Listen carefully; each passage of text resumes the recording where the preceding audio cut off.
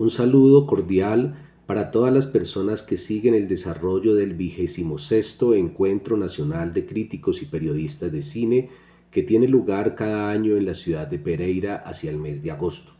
Mi saludo especial también para todos los colegas que asisten de manera presencial, así como también para todas las personas que van a disfrutar de estos 2 días de encuentro y de jornadas académicas.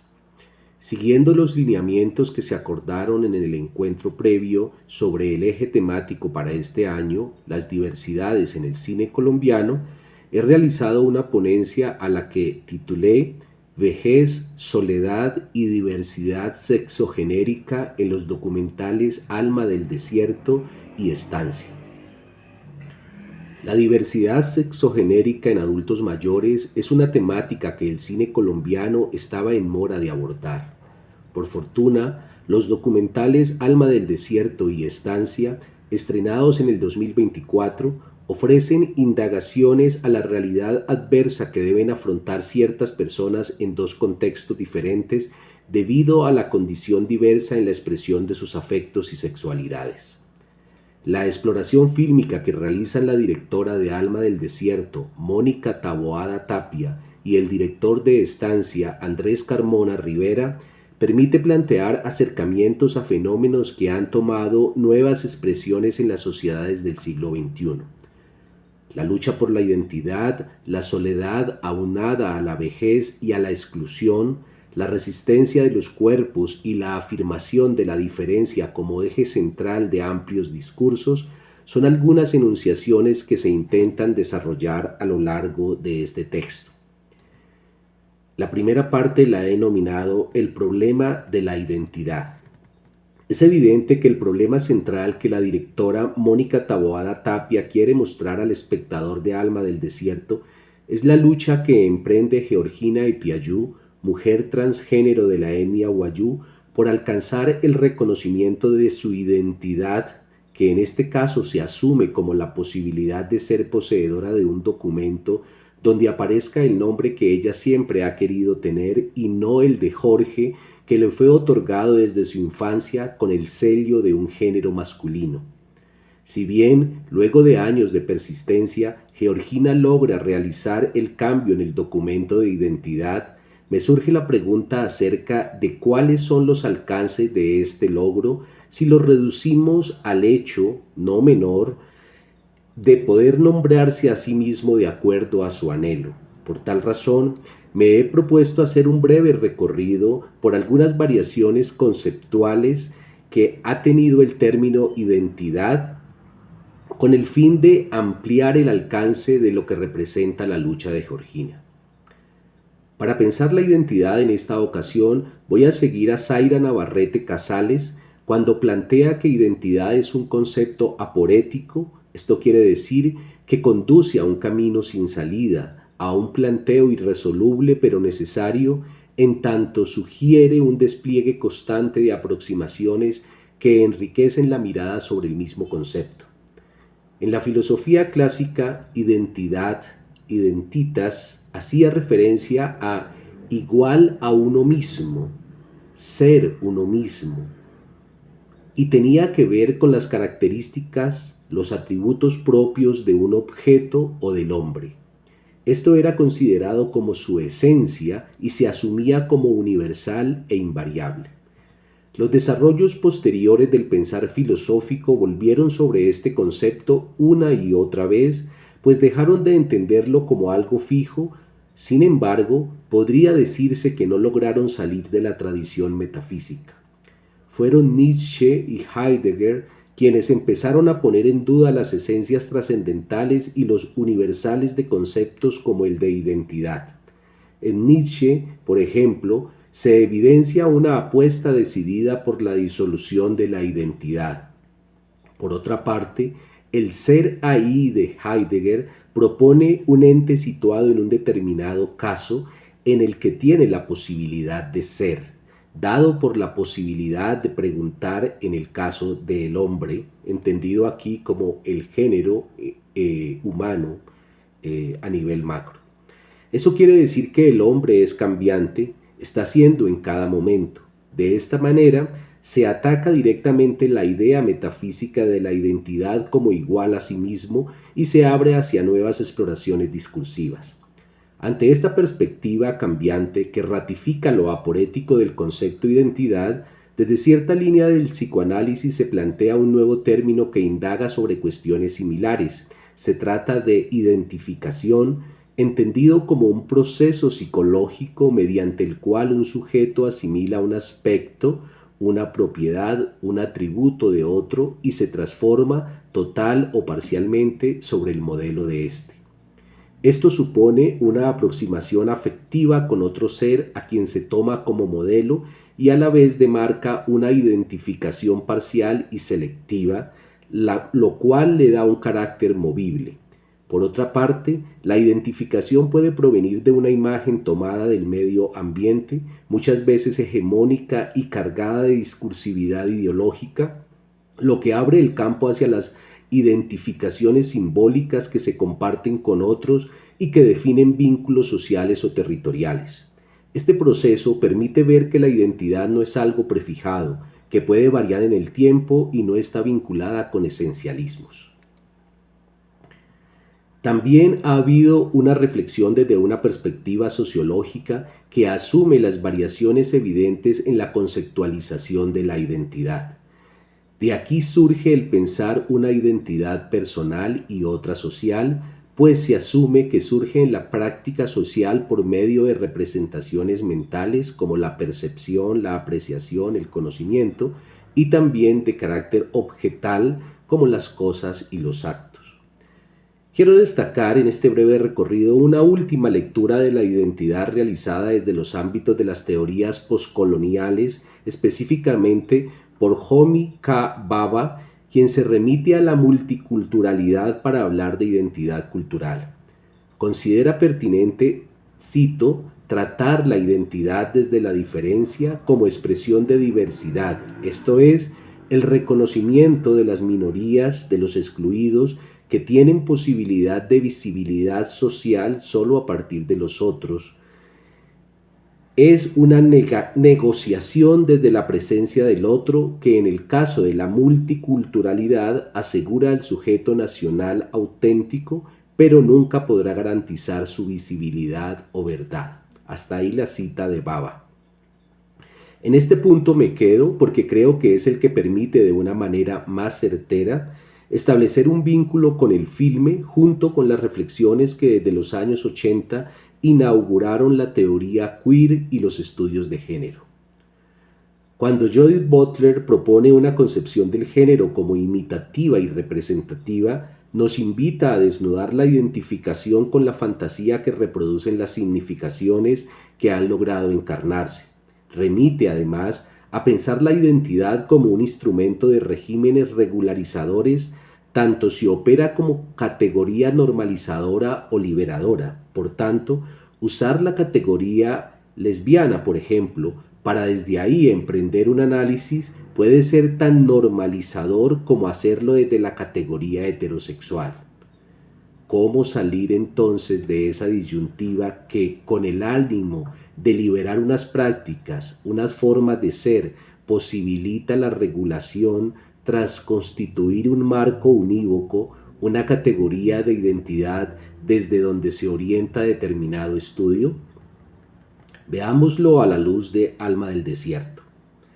La cámara sigue a Georgina, acompaña su andar y permite que el espectador se detenga en las sombras que dejan el viento, los pasos, la inmensidad del desierto en la región de La Guajira colombiana, donde su perfil se va volviendo una silueta hasta diluirse en un punto del espacio.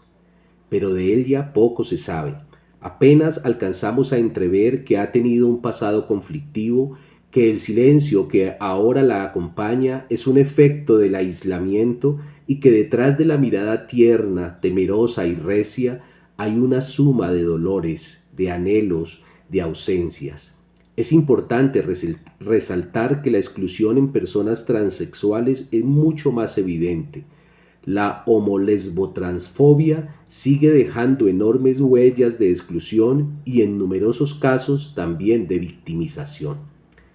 El filme nos muestra a una georgina cercana a los 80 años que ha hecho el tránsito de hombre a mujer, camino que sin duda debe haber sido muy complejo en el interior de una comunidad indígena en la que lo heteronormativo es casi incuestionable.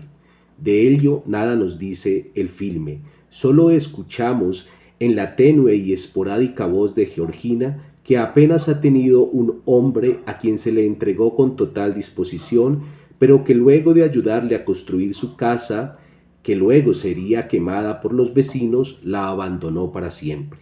Por eso, desde hace mucho tiempo, extraña a un hombre con quien acostarse, con quien abandonarse a los goces del cuerpo y también experimentar el afecto, ese que le ha sido esquivo toda la vida. Ante esta perspectiva, les queda a los espectadores la tarea de trazar diversas asociaciones para dilucidar las situaciones previas en la vida de Georgina que la han llevado a sostener una lucha tan larga por lograr un reconocimiento legal a través de un documento, cuando desde mucho antes ha asumido una actitud reivindicativa de su diferencia. Ella ya se ha convertido en Georgina, así no lo certifique un papel, pero su entereza, su resistencia frente a la burocracia de un Estado que no hace presencia en todos los lugares, coincide con la noción de identidad como diferencia que atrás referí.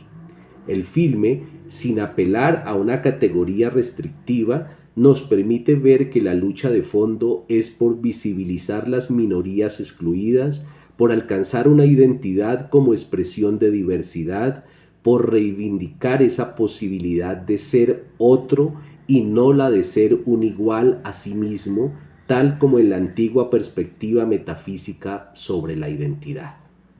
Hasta ahí esta primera parte. Paso ahora a la segunda. Vejez, soledad y exclusión en las personas sexodiversas. La estancia, una emblemática casa construida por el fotógrafo antioqueño Pastor Restrepo hacia 1860 en una de las esquinas del Parque Bolívar de Medellín, es el lugar apropiado que escoge el director Andrés Carmona para constatar que la vejez y la soledad también coinciden en ocasiones con el deterioro patrimonial. Luego de haber sorprendido en el siglo XIX a los habitantes de la villa con su exquisita arquitectura y de haber permanecido hasta entrado el siglo XXI como un almorzadero económico del centro de Medellín, la estancia terminó convirtiéndose en un inquilinato para hombres mayores, solitarios y desarraigados. El documental de Andrés Carmona parte de una pregunta necesaria y vigente. ¿Qué pasa con una ciudad cuando pierde sus lugares y también cuando pierde a sus mayores? Filmar para escapar al olvido es la respuesta inmediata y con ese impulso emprende su creación en la que van surgiendo nuevas preguntas y algunos atisbos de respuestas. Desde el interior, el filme observa a los habitantes de la antigua casona, los sigue en su cotidianidad y los acompaña atentamente en el retorno a la memoria y la manifestación de su deseo, de su diferencia. Justamente considero que este agudo trabajo cinematográfico permite volver a pensar la diferencia como un concepto vital y esclarecedor. Al pensar la diferencia, Heidegger remite a la mismidad de pensar y ser como mutua pertenencia.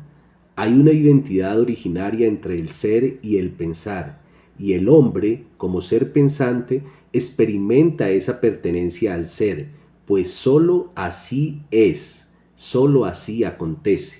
De tal manera que no hay preeminencia de uno sobre el otro porque se pertenecen mutuamente, aunque tienen una diferencia originaria.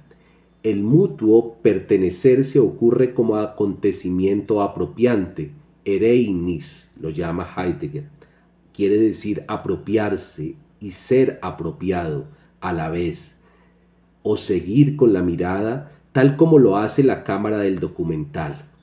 Este ejercicio de pensamiento fílmico me remite al pensamiento otro de Heidegger, que nos pone de cara a la escucha y contemplación del ser.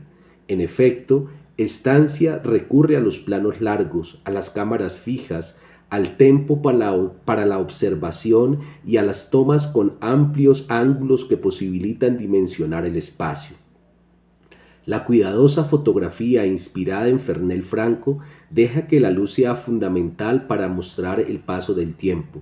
Luz y penumbra establecen un agudo contrapunto que se amplía con el sonido ambiente y algunos momentos de música extradiegética andina de aquellos tiempos que evocan los personajes.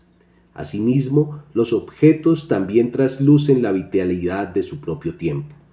Por otra parte, Deleuze sostiene que la diferencia, tal como se ha entendido tradicionalmente, está identificada con lo que representa el mal, lo peligroso, lo extraño. Al igual que Heidegger, se preocupa por pensar la diferencia en cuanto tal sin llevarla a los campos de la identidad. Deleuze piensa la diferencia como plena afirmación sin estar apoyada en un fundamento, sin reducirla a un estado superior o inferior. Tal como nos es dada la realidad, son el movimiento y la contingencia los que están detrás de la diferencia. Desde esta perspectiva, lo real es lo mutable. En su lucha contra el pensamiento representativo, Deleuze insiste en apartarse del pensamiento que subordina las expresiones diferentes a lo idéntico. En suma, esta manera de asumir la diferencia permite pensar en la posibilidad de ejercer una praxis antijerárquica en la sociedad, dado que un ente no es más que otro, sino que entre ellos hay una coexistencia de cuerpos intensivos. Aquí vuelvo al documental de Carmona, que de manera certera evidencia un retrato coral del amor, de la rebeldía y el deseo en la vejez.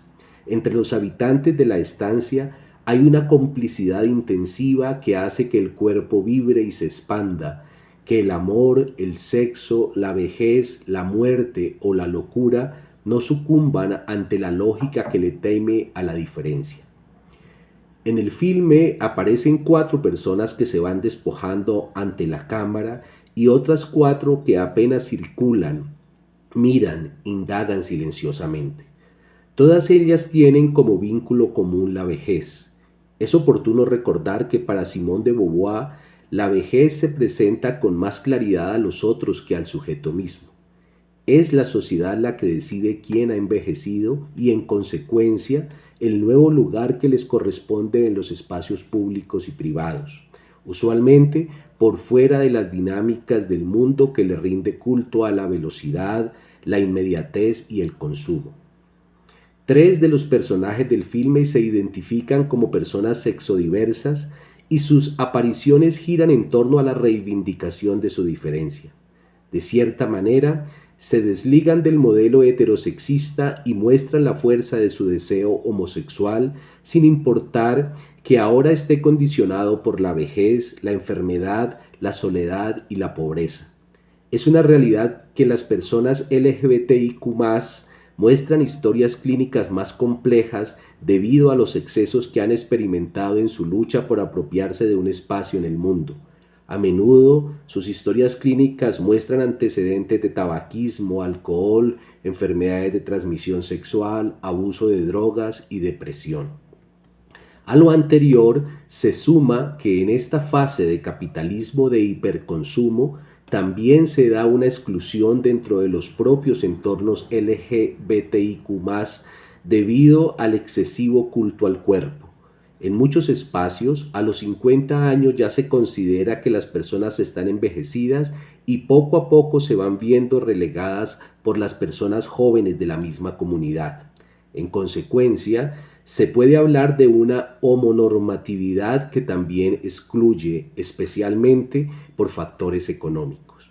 A este fenómeno se le conoce como edadismo y resulta una práctica conservadora contraria a todas las luchas que antes tuvieron que dar aquellas personas por reivindicar su diferencia. Cierro destacando que el documental de Andrés Carmona se suma a las luchas contra la gentrificación y la exclusión y que por medio de esta reivindicación de la memoria activa permite que pervivan las historias de estos hombres que han vivido al margen de los grandes discursos.